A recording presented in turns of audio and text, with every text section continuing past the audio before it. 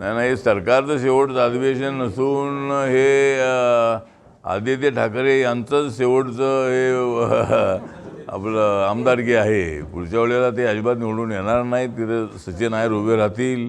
ते 3 वेळेला वर्डीमधून निवडून आलेले आहेत. त्यांना आम्ही निवडून आणलेलं आहे. आम्ही त्यांच्यासोबत होतो. त्यामुळं हे आदित्य ठाकरे यांचंच शेवटचं अधिवेशन आहे. आमच्या सरकारचं शेवटचं अधिवेशन विशेष नाही आहे. एवढी मेजॉरिटी आमच्याकडं आहे. एवढी मेजॉरिटी महाराष्ट्रामध्ये असताना सरकार जाण्याचा आणि येण्याचा काही विषय अजिबात येणार नाही आहे. त्यामुळं आदित्य ठाकरे बोलले असतील तरी असं काही होणार नाही. चला त्या वक्तव्यावर हसलेले होते. ठाकरेंनी सांगितलं की भाजपच्या आमदारांना माज आलेला आहे.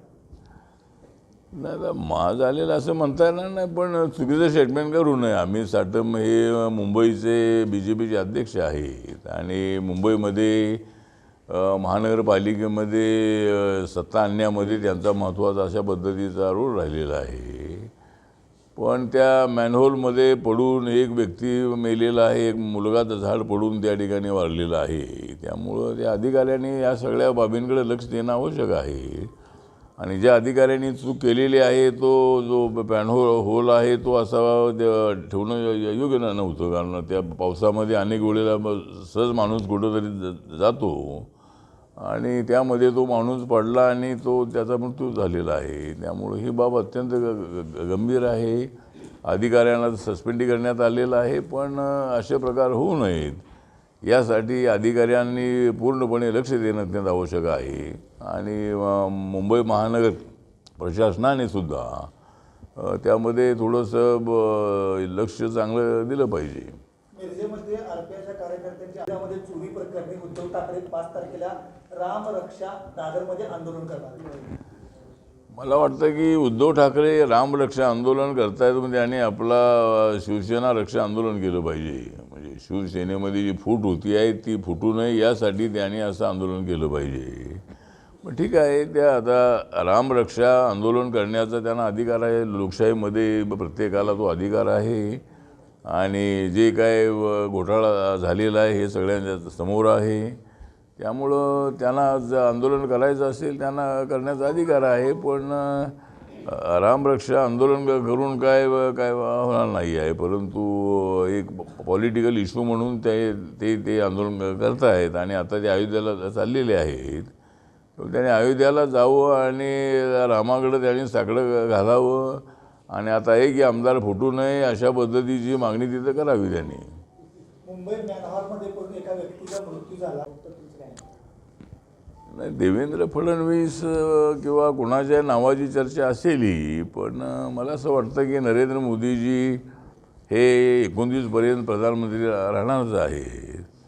आणि 29 नंतरही ते 5 वर्ष प्रधानमंत्री राहतील. कारण त्यांची तब्येत अत्यंत मजबूत आहे. त्यांचं वय जरी वाढलेलं असलं तरी योगा करणं आणि ते अत्यंत ॲक्टिव्ह असणारे किंवा शरीराने सुदृढ असणारे असे ते प्रधानमंत्री आहेत. त्यामुळं मला असं वाटतं की देवेंद्रजी झाले तर आम्हाला आनंदच आहे. परंतु सध्या तरी कोणाचा नंबर लागेल असं मला वाटत नाही आहे. 34पर्यंत नरेंद्र मोदी राहतील आणि 34 नंतर काय होईल ते बघूया. पण अजून 8 वर्ष तरी नरेंद्र मोदी राहतील अशी आपल्याला अपेक्षा आहे. सरकार सक्षम नाही आहे. कारण नीट परीक्षा ही केंद्राची पूर्ण हातात असते, टीईटी आपल्या हातात असते. तरी सुद्धा पेपर फुटतो. अगोदर नीटचा पेपर फुटल्यानंतर सरकार शहाणं व्हायला पाहिजे होतं, ते नाही झालं. पण तुमची टीईटीची परीक्षा फुटतात.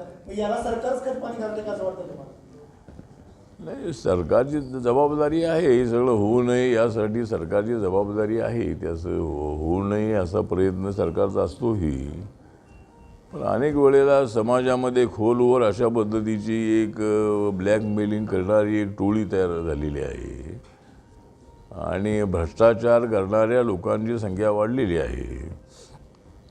त्यामुळे सरकारने असं होऊ नये, सरकारला काय असं व्हावं असं वाटतं असं अजिबात नाही आहे. सरकार कोणाचंही असो, आमचं सरकार आहे. आणि आमच्या सरकारची जबाबदारी आहे की अशी जी पेपर फुटी आहे ती टाळण्यासाठी जे काय उपाय केले पाहिजे ते केले पाहिजेत. पण तरीसुद्धा पेपरफुटी झालेली आहे. म्हणजे लक्ष आता नीटची पेपरफुटी झाल्यानंतर पुन्हा TETची झालेली आहे. तर आपण म्हणताय त्याप्रमाणे सरकारने सुद्धा त्याची जबाबदारी स्वीकारलेली आहे आणि पुन्हा असं होऊ नये हा प्रयत्न सरकारचा आहे. राम मंदिरामध्ये चोरी हा कळस आहे का? त्या राम मंदिर स्थापनेचा राम मंदिरच्या स्थापनेचा ज्या सरकारने गाजावाजा केला त्या मंदिरामध्ये इतक्या बिनधिक्कतपणे चोरी होते, सरकार त्याच्यावर भूमिका स्पष्ट करते. आता राम मंदिराचा जो ट्रस्ट आहे त्या नाही, राम मंदिराच्या ट्रस्टमध्ये जो घोटाळा झालेला आहे ती बाब अत्यंत गंभीर स्वरूपाची आहे आणि जगभरातून राम मंदिरासाठी पैसा मिळाला होता. भारतातल्या अनेक लोकांनी पैसा दिलाच होता, परंतु जगातल्या हिंदू लोकांनी त्याला पैसा दिलेला होता आणि त्याच्यामध्ये भ्रष्टाचार व्हावा ही बाब अत्यंत दुर्दैवी आहे. त्यामुळं आता योगी आदित्यनाथ यांनी SIT नेमलेली आहे, FIR दाखल केलेला आहे. त्याच्यामध्ये अनेक लोक पकडण्यात आलेले आहेत, काही लोकांनी राजीनामाही दिलेला आहे. पण हा प्रकार मनाला चटका लावणारा आहे आणि जी श्रद्धा आपली आहे त्या श्रद्धेची गद्दारी करणारा अशा पद्धतीचा हा प्रयत्न आहे. त्यामुळं अशा मंदिरामधून अशा पद्धतीचा भ्रष्टाचार व्हावा ही आमच्यासाठी लाजिरवाणी बाब आहे. पण घोटाळा झालेला आहे आणि त्या लोकांना पकडण्यात आलेला आहे. त्यामुळं सरकार अशा लोकांना अजिबात सोडणार नाही, ते कुठल्या पक्षाचे असोत. पण झालेली बाब अत्यंत दुर्दैव आहे असं आपलं मत आहे. सध्या देशामध्ये खासदारांचं फोडाफोडी त्या फोडाफोडीच्या राजकारणामुळे असले प्रकार घडायला लागले. दुसरीकडे त्यांचं लक्ष केंद्रित होत नाही का असं वाटतं आपल्याला? फोडाफोडी तुम्ही आता एक फोडाफोडी काय करण्याची आम्हाला गरज नाही. आमच्याकडे महाराष्ट्रामध्ये एवढी मोठी संख्या आमच्याकडे आहे. केंद्रामध्ये सुद्धा सरकारकडं क्लिअर मेजॉरिटी आहे. त्यामुळे आम्हाला फोडाफोडीची गरज नाही. पण पैसे जे आहेत राम मंदिरच्या फोडाफोडीसाठी फोडाफोडीसाठी वापरले. आता खासदार फोडले नाही, कुणी फोडली?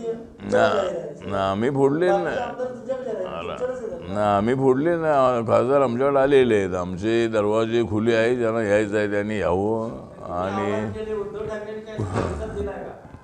नाही, आता फोडाफोडी म्हणजे फोडाफोडी आम्हाला करण्याची आवश्यकता नाही. आता एकतर उद्धव ठाकरे यांना आपले खासदार आमदार सांभाळता येईना झालेले आहेत. आता सचिन अहिरसुद्धा एवढे त्यांच्यासोबत पूर्वी जे राष्ट्रवादीमध्ये होते, नंतर ते तिकडे गेले आणि आता ते पुन्हा एकनाथ शिंदेसोबत आलेले आहे. त्यामुळं लोकांना असं वाटतं की धनुष्यबाण एकनाथ शिंदेंकडे आहे. एकनाथ शिंदे हेच बाळासाहेबांचे खरे वारसदार आहेत. कारण बाळासाहेब ठाकरे साहेबांनी काँग्रेस राष्ट्रवादीला विरोध केला होता, पण त्यांच्यासोबत उद्धव ठाकरे गेले आणि त्यामुळंच हे सगळे प्रकार घडत आहेत. जर 2019मध्ये उद्धव ठाकरे आमच्यासोबत महायुतीसोबत राहिले असते तर कदाचित त्यांच्यावर ही वेळ आली नसती. सिंबॉली गेलेलं आहे, खासदारी गेलेली आहेत, आमदारी जाण्याची शक्यता आहे. त्यामुळं उद्धव ठाकरे यांची ही फार मोठी चूक झालेली आहे. त्यावेळेला मी त्यांना तर सांगत होतो की आपण आमच्यासोबत या. आणि आता हे ऑपरेशन हे टायगर ऑपरेशन नाही आहे, हे देवेंद्र ऑपरेशन नाही आहे. हे ऑपरेशन जे आहे उद्धव ठाकरे ऑपरेशन आहे. कारण उद्धव ठाकरेंचंच ऑपरेशन झालेलं आहे. त्यामुळं एवढे लोक फुटत आहेत. तर आता एक दिवस असा आहे की एवढे सगळे आमदार खासदार इकडे येऊ लागलेले आहेत, तर एक दिवस उद्धव ठाकरेंना आमच्याकडे यावं लागेल. त्यामुळं आम्ही काय फोडलेलं असं नाही. लोक स्वतः आमच्याकडे आलेले आहेत आणि विकासाच्या दृष्टिकोनातून ते आमच्यासोबत आलेले आहेत. आपल्या मतदारसंघात विकास झाला पाहिजे आणि मोदींच्या नेतृत्वाखालीच होऊ शकतो म्हणून लोक आमच्याकडे येत आहेत. त्यामुळं आता जे येत आहेत त्यांना घेण्याचं काम आमचं आहे. याच्या अगोदरच्या निवडणुकीत सुद्धा उद्धव ठाकरेंचा पक्ष गेला, चिन्ह गेलं, त्यानंतर परत त्यांच्याकडे गेले, परत दुसऱ्या चिन्हावर निवडून आले. त्यावेळी यांना वाटलं नाही की बाबा उद्धव ठाकरेकडे आपण निवडून तर आपल्याला सत्ता मिळणार नाही, विरोधात बसावं लागेल. तरी सुद्धा तिकडे आमदार कशाला गेलं नाही गेले तर का गेले त्यांना विचारा. त्यांना ते आले आमच्याकडे आलेले आहेत, आम्ही त्यांना घेतलेलं आहे. संजय राऊत या व्यक्तिरेषेबद्दल या व्यक्तीबद्दल तुमचं वैयक्तिक मत काय? संजय राऊत वैयक्तिक मत माझं असं आहे की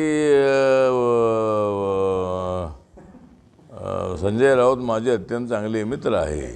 ते सामनाचे संपादक आहेत. त्यांच्याबरोबर माझे अनेक वर्षांपासूनचे चांगले संबंध आहेत. पॅन्थरच्या मुवमेंटपासून अनेक अनुभव अशा पद्धतीचा तो पत्रकार आहे. पण त्यांच्यामुळंच या खासदार फुटलेले आहेत. त्यामुळं संजय राऊत यांची भूमिका सातत्यानं अशी राहिलेली आहे. आणि त्यामुळं मग मला असं वाटतं की संजय राऊत हेच उद्धव ठाकरेंना घेऊन गेले का काँग्रेस राष्ट्रवादीकडे, हा प्रस्तावच त्यांनी ते चुकीचा अशा पद्धतीचा होता. तो उद्धवजी तिकडे गेले नसते तर ही फाटाफूट अजिबात होत नव्हती. त्यामुळे उद्धवजी आमच्यासोबत महायुतीसोबत राहायला पाहिजे होते. त्यावेळेला त्यांना डेप्युटी CM पद मिळालं असते, मुख्यमंत्रीपदाची मागणी करत होते. पण BJPने काय त्यांना 2019ला काय मुख्यमंत्रीपद दिलं नसतं. पण अजूनही ती चर्चा करून काहीतरी मार्ग निघाला असता. ते 2.5 वर्षाचं मुख्यमंत्रीपद मागत होते. पण 3-2 वर्षाचं किंवा काय 3.5-1.5 वर्षाचा असा काहीतरी प्रयोग होऊ शकला असता. किंवा मागच्या वेळेला डेप्युटी CM पद नव्हतं ते त्यांना मिळालं असतं 5 वर्षासाठी आणि अर्धे मंत्री त्यांचे झाले असते. एक तर हे अमित शहा यांच्यासोबतच्या बैठकीत हे ठरलं होतं की अर्धे सत्ता अर्धी असेल. याचा अर्थ मुख्यमंत्रीपद शिवसेनेला द्यायचं अशा पद्धतीची चर्चा कुठली झाली नव्हती. आणि इलेक्शनच्या अगोदर अमित शहांबरोबर अशी चर्चा झालेली आहे आणि सेनेला 2.5 वर्ष मुख्यमंत्री देण्याचं ठरलेलं असं कधी कुठं आलेलं नव्हतं. उलट देवेंद्र फडणवीस आणि प्राईम मिनिस्टर आणि अमित शहा यांच्या सभांमध्ये मी असायचो. तर नरेंद्र मोदी म्हणायचे की बाबा केंद्रामध्ये नरेंद्र आणि महाराष्ट्रामध्ये ते देवेंद्र. तर त्यावेळेला कधी शिवसेनेकडून ऑब्जेक्शन घेण्यात आलं नाही. त्यामुळं अचानक आकडे असे आले की शिवसेनेशिवाय सरकार बनत नाही. असे आकडे आल्यानंतर शिवसेनेने अडामण भूमिका घेतली. त्यांनी जर थोडी लवचिक भूमिका घेतली असती तर कदाचित हे सगळे पुढचे प्रकार घडले नसते. त्यामुळं उद्धव ठाकरे यांनीच ही चूक केलेली आहे. त्यामुळं पुढच्या काळामध्ये जरी असे लोक इकडं तिकडं जायला नको असतील तर उद्धव ठाकरे यांनी त्याचा गंभीर विचार करावा असं आपलं मत आहे.